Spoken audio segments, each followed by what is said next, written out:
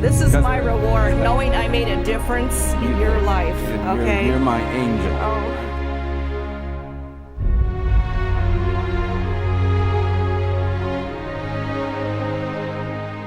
And now I'm walking. I know.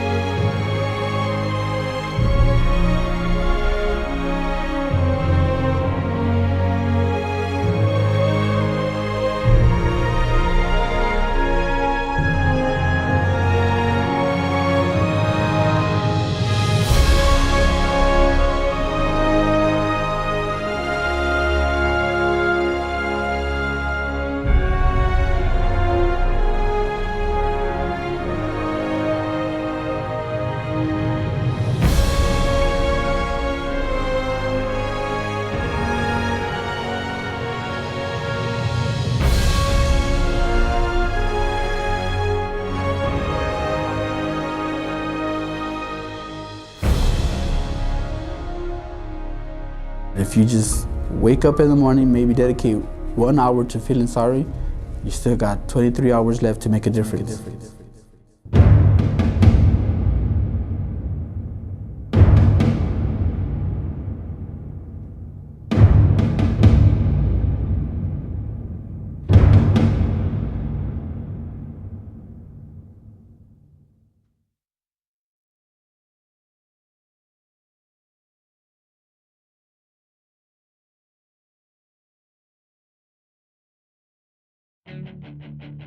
I'm always going to be aware that I was injured and that there are things that I used to be able to do that I can't do anymore.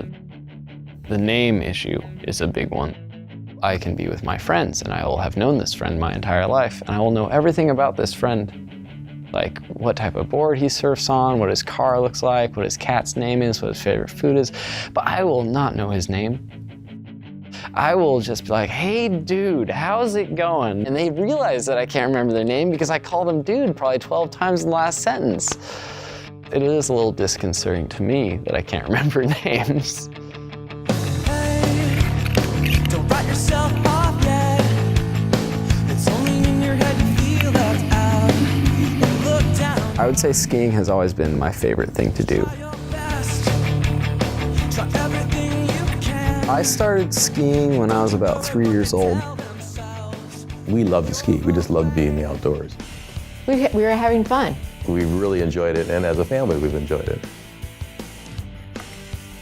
With skiing, it's beautiful. If you came to a cliff and you think, well, how am I going to get down? You have to figure it out and do it. When you're skiing, you're very, very free. I'd say almost unparalleled sense of freedom.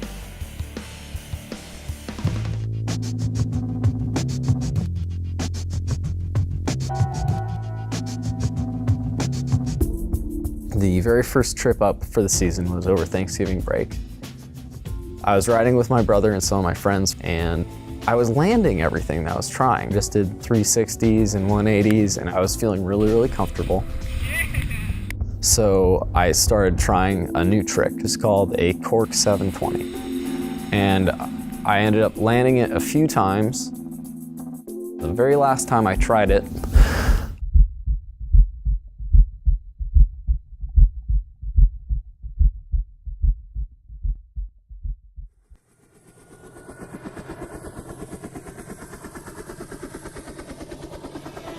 At first, it was a panic feeling. There is this almost unreal feeling to see your son in that state and not know what's going to transpire. the entire experience was very tough on my family. It was frightening. We didn't know what was going to happen as far as would he ever be able to walk? Would he regain his memory? I didn't allow myself to think too far ahead. It's mainly just eat, get some rest, and be with Randy. He was in and out of consciousness there in the Reno Center for about 10 days. Randy was suffering cognitive impairment from a traumatic brain injury. He came to San Diego by air ambulance, and when he was ready for rehabilitation, he came to Sharp. The first thing I remember after the accident is waking up in a San Diego Sharp facility. My bed had a little netting, so I couldn't escape. I think I tried to escape. It'd be in the middle of the night, and suddenly I hear the zipper moving in his little bed. When he say, "Aye, aye, aye," he was going to try to get up. And I tore up my IVs, and I just kind of tried to leave, but I couldn't walk at this point in time, so I think I just tried to crawl out. I didn't think it was real. One of the nurses asked me if I would like to listen to the radio, and I said yes, but I don't know any radio stations because we're in Japan. Another time he was in London, and he was Harry Potter. So, but he really felt that he was these people. My short-term memory was awful. I would yawn all the time. I couldn't coordinate movement. Walking was a challenge. Stairs were terrifying. Probably one of the scariest moments in my life was the first time I tried to walk downstairs. Working with the physical therapist was really, really helpful because one of the biggest issues I had was coordinating my movement. So really basic things I used to be able to do, I just couldn't do anymore. We did a lot of balance work, which is something that I found very frustrating because I used to have really, really good balance. But each day was an improvement, and it gave us a lot of inspiration. When I was in the community reentry program, they gave me a lot of probably 4th grade math homework to do, and that was hard. It was particularly difficult to watch Randy struggle with basic math since he was such an excellent student at UCSD. They had me do basic tasks like working in the kitchen or picking out groceries. So this is something that ended up being really frustrating for me. The weekend before Christmas, we all got taken to a giant Walmart. There's like 1 trillion people in this Walmart. So you're shopping for things, but you're also having to deal with the interactions with people and people running by you and people trying to get the thing you're trying to get. That was more of an eye-opener for me in terms of things that I needed to work on and get more comfortable with. It was like 100% improvement. I mean, I could walk and I could kind of function around on my own. The brain, it has this wonderful plasticity to it. It can have so much intense damage done to it and it can rewire. It can function just as well or nearly as well.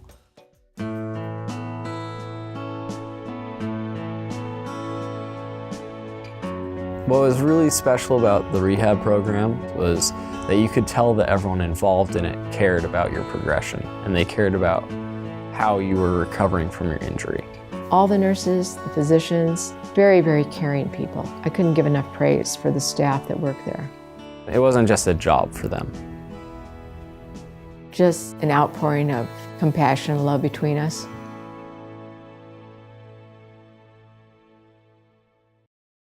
There was a point in time when I realized that if I get through this, there's no way that I can't help other people do that. Then in November, his mother comes by with this flyer about this fundraiser Randy's doing. And I read the article and I was like, oh my gosh, I just was in awe. This past year, I organized the fundraiser, which we named Get Back At It. And it was a fundraiser for members of the action sports community who has experienced a traumatic brain injury or spinal cord injury. What started off, we were just going to do a small movie from a couple years ago, and we were able to create a lot of buzz for it.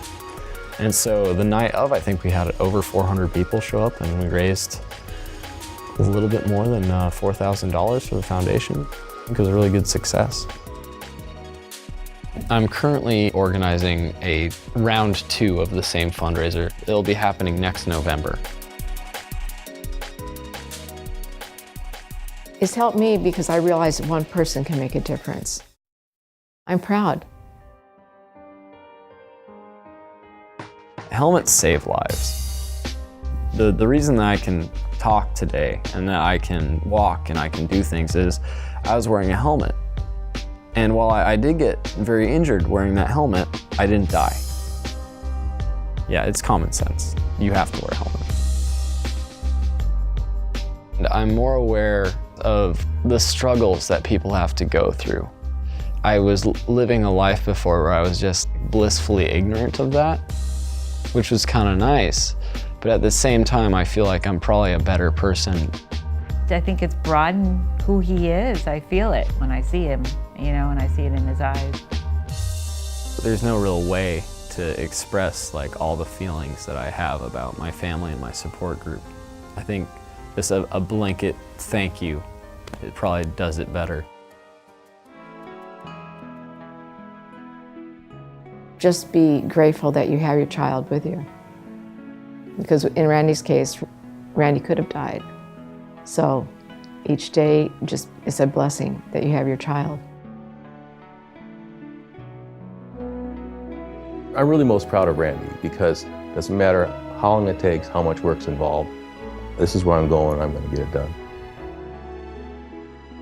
If you want something done, just keep getting at it. It's a relief and it makes you very happy to be able to get back to something that you could do. It was a memorable day. I mean, one of those days that you'll never forget. It's a reinforcement that some things are still the same. It just takes some time, little girl in the middle of the ride. Everything will be just fine. Everything will be alright.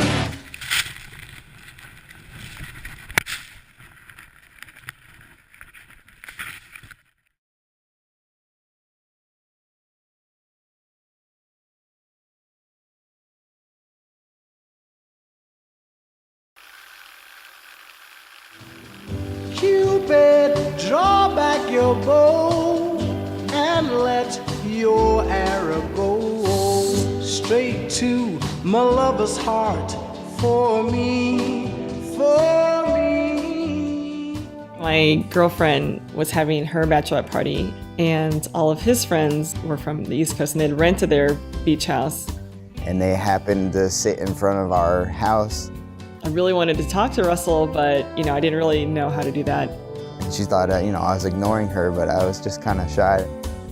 And he just ran by us, and he has this big, goofy smile, and I just was really attracted to that smile. And I just could tell that, he was this great guy. I was throwing cans out in the garbage. I grabbed him and said, hey, you don't do that. Come here, you just throw them on the sand. I said, why would we do that? It's like, you're crazy, what are you doing? That's littering, you're gonna get a ticket. And a minute later, 2 people came up and swept up all the cans. Wow, that's pretty amazing, and they'll get recycled. I was like, you're pretty cool. We met through recycling, I know. Saving the earth. So nerdy. Of course, I didn't say it, but I knew right away that I was gonna marry her. You just know, and I'd never experienced that before, and just talking to him, I just knew. I was, this guy was supposed to be my life. Cupid, help me, I need you.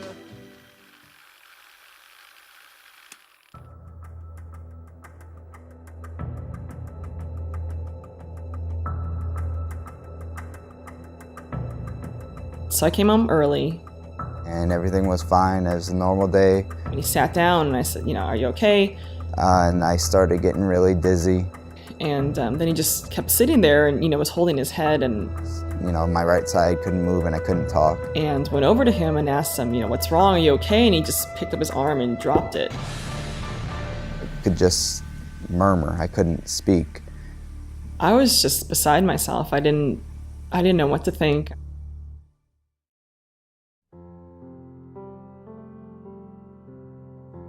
So I run in and I'm like, I think my boyfriend had a stroke. I think they said there was this 48-hour window of when they know if it's going to be fatal or not. I was really upset. I didn't know that there was the risk of dying.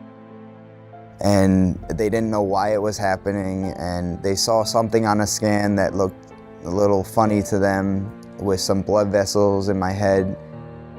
I didn't know what to do. I was just kind of thinking, like, does everyone think I'm going to die? Our world's upside down and possibly over. So it was really difficult. I remember telling him, this isn't the hardest thing we'll ever go through. And, you need to know that. And so we can get past this. We're going to get past this. There's no other option. I really saw that it could get better when I got to rehab.